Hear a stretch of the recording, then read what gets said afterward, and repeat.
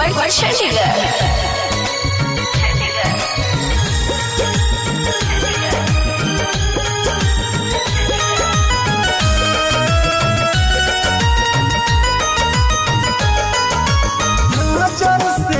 नजर मिला के गई अपना मनिया में सिंदूरा सजा के गई।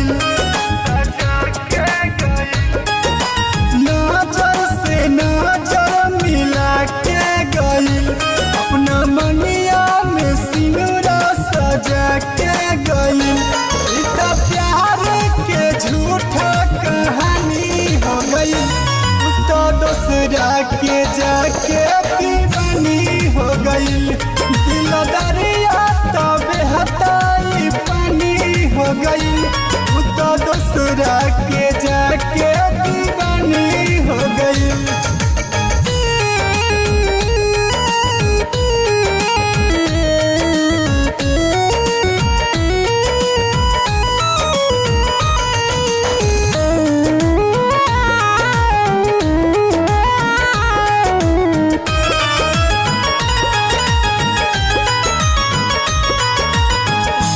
बिना तो हमके अब रहे बड़ी तुम्हारा याद सताई प्यार मिलल नदी किनारा।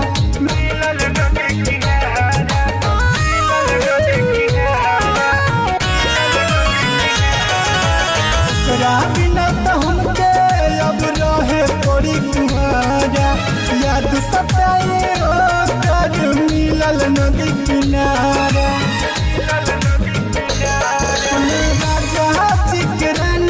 हो गई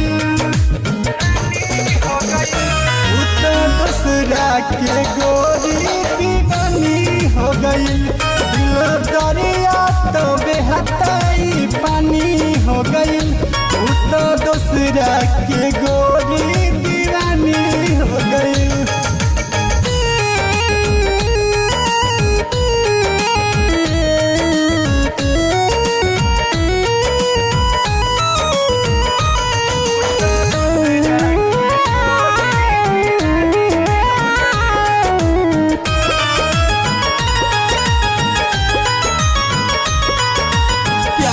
दुश्मन रहे जाना तू बरहर जाई बिक विनायक सह न पाई तोहर ही जुदाई।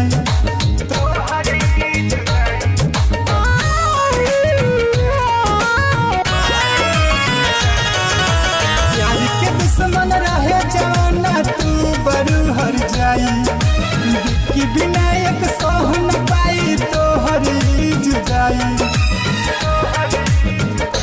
गुड्डू गौरव संग बड़े कानादानी हो गई तो दूसरा के गोरी दीवानी हो गई।